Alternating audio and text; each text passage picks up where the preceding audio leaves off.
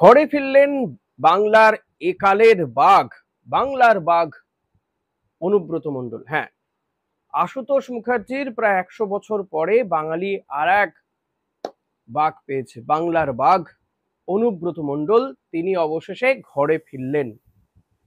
প্রায় 2.5 বছর জেলে থাকার পরে তিনি ঘরে ফিরলেন 2022 সালের 11ই অগস্ট, এক উৎসবের দিনেই, খুব সম্ভবত রাখি পূর্ণিমার দিনে ইডির হাতে গ্রেপ্তার হয়েছিলেন অনুব্রত মণ্ডল। কে এই অনুব্রত মণ্ডল? অনুব্রত মণ্ডল তৃণমূল কংগ্রেসের, বর্তমানে এ রাজ্যের শাসক দলের বীরভূম জেলার সভাপতি। তিনি কোনো বিধায়ক নন, তিনি কোনো পঞ্চায়েত প্রধানও নন, সাংসদ তো ননই, তিনি ভোটের রাজনীতিতে থাকেন না। এমনকি তার দলনেত্রী মমতা বন্দ্যোপাধ্যায়ের শত অনুরোধেও তিনি নির্বাচনী ময়দানে নামেননি, কারণ তিনি তো কিং মেকার। তিনি নেতা তৈরি করেন, তিনি জনপ্রতিনিধি তৈরি করেন, রাদার এটা বলা ভালো। তার কথায় বাগে গরুতে এক ঘাটে জল খায়। এহেন অনুব্রত মণ্ডল গরু পাচার মামলাতেই গ্রেপ্তার হয়েছিলেন। ইডি সিবিআই গ্রেপ্তার করে, শুনানি চলে, মাঝে মধ্যে তিনি অসুস্থ হয়ে যান, এ রাজ্যের জেলে ছিলেন। তারপরে তাকে নিয়ে যাওয়া হয় তিহার জেলে। প্রায় 18 মাস তিনি তিহারে থাকলেন, যে তিহারেই ছিলেন দিল্লির মুখ্যমন্ত্রী অরবিন্দ কেজরিওয়াল। তো অরবিন্দ কেজরিওয়াল ছাড়া পেয়ে গেছেন, জামিন পেয়ে গেছেন, অনুব্রত মণ্ডলও জামিন পেলেন। তার মেয়ে মাত্র কয়েকদিন আগেই জামিন পেয়েছিলেন ইডি মামলাতে, সুকন্যা মণ্ডল। তিনিও কম গুণধর নন, তিনিও বাবার পদাঙ্কই অনুসরণ করেন। ঘরে বসে বসেই স্কুলের যে অ্যাটেন্ডেন্স, সেই অ্যাটেন্ডেন্স তিনি দিয়ে দিতেন, স্কুলে তিনি যেতেনও না। তিনি নাকি স্কুল টিচার ছিলেন, তার নামেও বিপুল সম্পত্তি, আর এসব সম্পত্তি নাকি তার বাবা দেখেন। এই অনুব্রত মণ্ডলের একাধিক রাইস মিল রয়েছে। কি করে তিনি এই সমস্ত সম্পত্তি করেছেন তার সদুত্তর পাওয়া যায় না। তবে হ্যাঁ, শোনা যায় তিনি এককালে মাছ নিয়ে বাজারে বসতেন, মাছ আলা ছিলেন। সেই মাছ আলারই দাপট বীরভূম জেলা জুড়ে। শুধুমাত্র বীরভূম জেলাই নন, আশপাশের কয়েকটি জেলাতেও কিন্তু অনুব্রত মণ্ডলের প্রভাব ছিল। বর্ধমানে কেতুগ্রাম, মঙ্গলকোট, সেই সমস্ত জায়গাতেও অনুব্রত মণ্ডল তিনি তার প্রভাব প্রতিপত্তি বাড়িয়েছিলেন।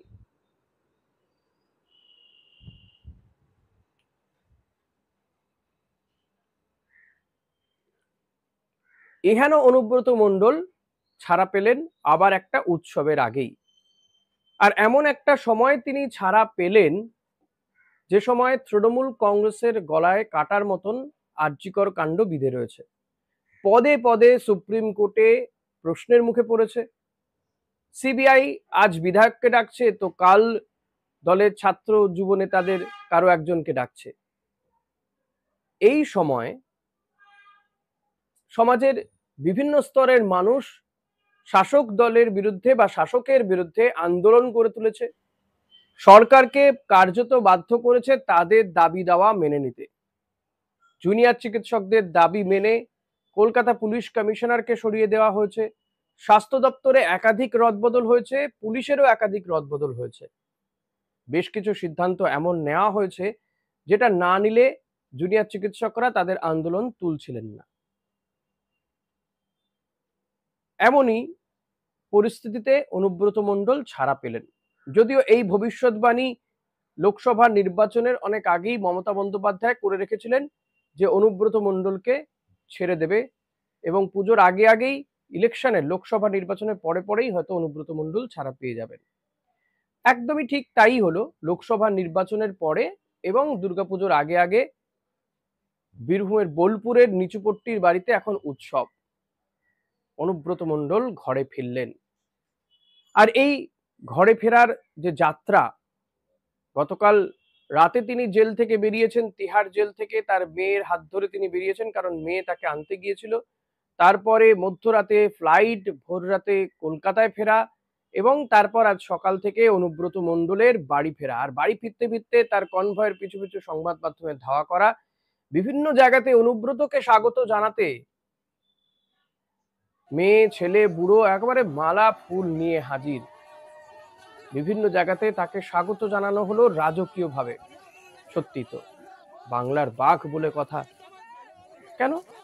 ফিরহাদ হাকিম তো বলেছেন বাংলার বাঘ অনুব্রত মণ্ডল। আশুতোষ মুখার্জির পরে আর একটা বাঘ পেয়েছে বাংলা। সত্যি পরম সৌভাগ্য বাংলার। এমন একজন বাংলার বাঘ যিনি কথায় কথায় পুলিশকে বোম মেরে দিতে পারেন, যিনি বলেন চরম চরম হবে, যিনি খেলা হবে স্লোগান তোলেন, যিনি গুড় বাতাসা বিলি করেন। অবশ্য অনুব্রত মণ্ডল জামিন পাওয়ার পরে পরে বীরভূম জুড়ে গুড় বাতাসা বিলিও হয়েছে। এহেন অনুব্রত মণ্ডল যখন বাড়িতে ফিরছেন একেবারে নিচুপট্টি বাড়ির সামনে, তখন পুলিশি কি তৎপরতা ভাবা যায় না। যেন দেশনায়ক তিনি বাড়ি ফিরছেন। দেশনায়ক না হন কমসে কম রাজ্য নায়ক, না না জেলার নায়ক তো বটেই। নায়ক না ভিলেন সে বিচার তো মানুষ করবেন, কিন্তু তাকে ঘিরে যে তৎপরতা, অনুব্রত মণ্ডলের বাড়িতে যাওয়ার সুযোগ হয়েছিল এবং সে সময় তিনি আপ্যায়ন করতে নেহাত কসুর করেননি। তার যে আপ্যায়ন, তার যে সৌজন্য সংবাদ মাধ্যমের সঙ্গে, সেটা নিয়ে বলার কিছু নেই। বলার কিছু নেই এই কারণেই, কারণ রাজনৈতিক নেতারা সংবাদ মাধ্যমের সঙ্গে সুসম্পর্ক রেখেই চলেন। ব্যতিক্রম আছে অবশ্য, কিন্তু তিনি সৌজন্যই দেখিয়েছিলেন এবং তাকে ঘিরে থাকা পুলিশের একটা বলয় দেখা গিয়েছিল, যে পুলিশি বলয় বা কালো পোশাক পরিহিত পুলিশ কিন্তু দেখা যায় অনুব্রত মণ্ডল যদি কালীঘাটে মমতা বন্দ্যোপাধ্যায়ের সঙ্গে দেখা করতে আসেন সেখানেও। এহেন অনুব্রত মণ্ডল যখন বাড়িতে প্রবেশ করলেন তখন আবার সেই বাড়িতে রাজ্যের মন্ত্রী, এলাকার বিধায়ক তথা রাজ্যের মন্ত্রীকে ঢুকতেই দেওয়া হলো না। এটা কেন হলো? তাহলে কি অনুব্রত মণ্ডল তৃণমূলের প্রতি, জেলা নেতৃত্বের প্রতি খুব একটা সন্তুষ্ট নয়, ক্ষুব্ধ? শোনা যায় মমতা বন্দ্যোপাধ্যায় অনুব্রত মণ্ডলের খোঁজ খবর নিতে তিহার জেলে দোলা সেনকে মাঝে মধ্যে পাঠাতেন কেমন আছেন অনুব্রত জানতে। যদিও জেল থেকে বেরিয়ে আসার পরে পরে দেখা যায় অনুব্রত মণ্ডলের ওজন কিছুটা কমেছে। মমতা বন্দ্যোপাধ্যায়ের এই উদ্যোগ কিন্তু পার্থ চট্টোপাধ্যায়দের প্রতি দেখা যায় না।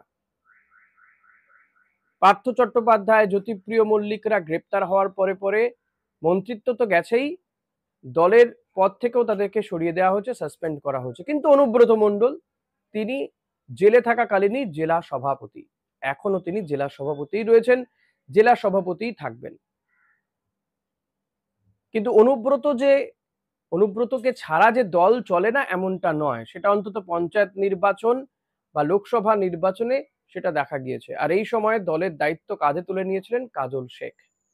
মমতা বন্দ্যোপাধ্যায় কোর কমিটি গঠন করে দিয়েছেন বটে, সেই কোর কমিটির ভবিষ্যৎ কি হবে সেটা জানা নেই। সেটা অবশ্য মমতা বন্দ্যোপাধ্যায় ঠিক করবেন। হয়তো এই কোর কমিটি বিলুপ্ত হয়ে যাবে বা অনুব্রত মণ্ডলকে হেল্প করবে, কিন্তু কাজল শেখ, তার কি ভবিষ্যৎ হবে? অনুব্রত মণ্ডলের দাপটে কাজল শেখ একেবারে শীত ঘুম দিয়েছিলেন। তিনি জেলে চলে যাওয়াতে কাজল শেখ আবার উঠে এসেছিলেন। এহেন কাজল শেখের ভবিষ্যৎ কি? তিনি কি থাকবেন? অনুব্রতর ছত্র ছায়ায় তিনি কাজ করবেন? সেটা তো সময় বলবে। আবারও কি জেলা জুড়ে এখানে ওখানে ইতিউতি বিরোধী রাজনৈতিক দলগুলোর ওপরে বোমাগুলি চলতে থাকবে? কারণ অনুব্রত মণ্ডল তিনি নিজে কোনো অপারেশন করেন না, অপারেশন যান না। অনেকটা মিঠুন চক্রবর্তীর ওই সিনেমার ডায়লগের মতন, খবর দেখি না, খবর রাখি না। খবর তৈরি করেন অনুব্রত মণ্ডল। প্রতি নির্বাচনে তাকে ঘিরে সংবাদ মাধ্যমের একটা বলয় তৈরি হয়, কখন কি বলে ফেলেন। কারণ ওই সাংবাদিকদের ওপরও যথেষ্ট চাপ থাকে যে অনুব্রত মণ্ডলের একটা কথাও যেন ফেলা না যায়। তাকে ঘিরে মিম হয়, তার কথায় নতুন স্লোগান তৈরি হয়, খেলা হবে। তো এহেন অনুব্রত মণ্ডল বাড়ি ফিরলেন দুর্গাপুজোর আগে, মেয়েকে নিয়ে বাড়ি ফিরলেন। এখন সেখানে সাজো সাজো রব। আগামী কয়েকদিন বীরের সম্মান দেওয়া হবে অনুব্রত মণ্ডলকে, এই যেমন বাড়িতে ফেরাকালীন তাকে দেওয়া হলো রাস্তায় রাস্তায়। তিনিও বীরের মতন হাত নাড়লেন, যেন তিনি স্বাধীনতা সংগ্রামী। জেল থেকে ফিরলেন দেশের জন্য লড়াই করে, দেশ স্বাধীন হলো। অনেকটা সেই ছবি মনে পড়ালো যা আমরা সিনেমায় দেখেছি। কারণ সত্যিই তো স্বাধীনতা সংগ্রামীদের দেখার সৌভাগ্য হয়নি, কিন্তু অনুব্রত মণ্ডলদের দেখার সৌভাগ্য হয়েছে। এহেন অনুব্রত মণ্ডল জেলায় ফিরে জেলার রাজনীতির কি পরিবর্তন হবে? কারণ ইতিমধ্যে জেলা তো তৃণমূল কংগ্রেসের পকেটেই পড়া রয়েছে। কিছুটা হয়তো বিরোধীদের শক্তি বেড়েছিল পুরসভা এলাকাগুলোতে, সেখানে হয়তো আবারও অনুব্রত মণ্ডলের দাপট বজায় থাকবে, তৃণমূল কংগ্রেসের দাপট বজায় থাকবে। এহেন অনুব্রত মণ্ডলের মাথায় অক্সিজেন যাওয়া শুরু হয়েছে কিনা জানা নেই, কিন্তু তিনি কি ভূমিকা নেবেন এখন জেল ফেরত, সেটা অতি অবশ্যই দেখতে হবে।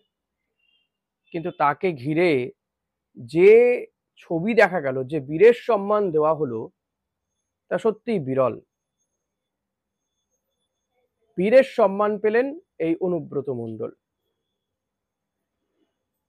যে অনুব্রত মণ্ডল বলেন কথায় কথায় পুলিশকে বোম মেরে দেবেন, কিংবা পঞ্চায়েত ভোট কিভাবে করতে হয় তিনি জানেন, এরকমই প্রচুর কথা রয়েছে।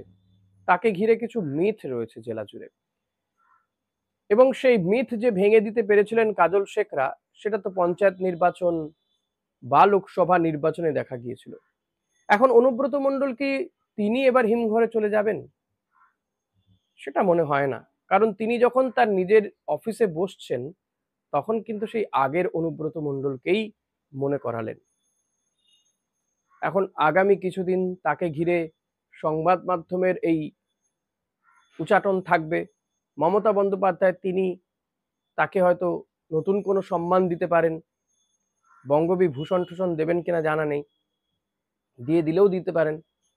কিন্তু এহেন অনুব্রত মণ্ডল যে জেলা জুড়ে একটা চর্চার বিষয় আবারও হয়ে উঠলেন, সেটা আর বলার অপেক্ষা রাখে না। এখন ইডি সিবিআই এর তদন্ত কি হবে? ইডি সিবিআই যে তদন্ত সঠিকভাবে করতে পারছে না, সেটা তো এই একের পর এক জামিনের বহর দেখলেই বোঝা যাচ্ছে। এবং তারা যে মামলাও ঠিকঠাক করে সাজাতে পারছে না, তা বোধহয় আর বলে রাখার অপেক্ষা রাখে না। কারণ প্রায় সবাই জামিন পেতে শুরু করেছেন। যারা আজ থেকে 1.5 বছর, 2 বছর, 3 বছর আগে গ্রেপ্তার হয়েছিলেন, কেউ তিহার জেলে তো কেউ প্রেসিডেন্সি জেলে বন্দী ছিলেন, এই মানিক ভট্টাচার্য, অনুব্রত মণ্ডল, কিংবা অরবিন্দ কেজরিওয়াল, মনীষ সিসোদিয়া, ওইদিকে বাকিবুর রহমান, গরু পাচার মামলাতে এনামুল হক তিনিও জামিন পেয়ে গিয়েছেন সুপ্রিম কোর্ট থেকে।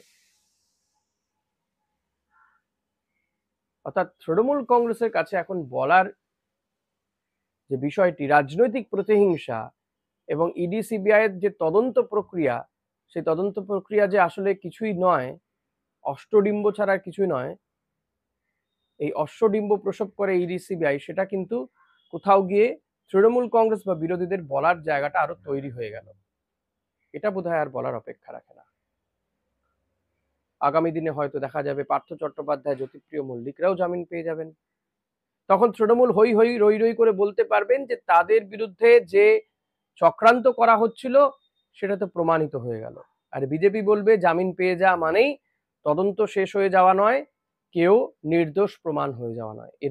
এর ছাড়া আর কোনো কিছু উপায়ও থাকবে না তাদের কাছে, আর কোনো রাস্তাও খোলা থাকবে না বোধহয়। দেখা যাক কি হয়। আজকের মতো এখানেই শেষ করবো। ভিডিওটি ভালো লাগলে অতি অবশ্যই লাইক, কমেন্ট, শেয়ার করতে ভুলবেন না। কমেন্ট করুন প্লিজ, এবং প্রচুর শেয়ার করুন যাতে আরো মানুষ দেখার সুযোগ পায়। ধন্যবাদ।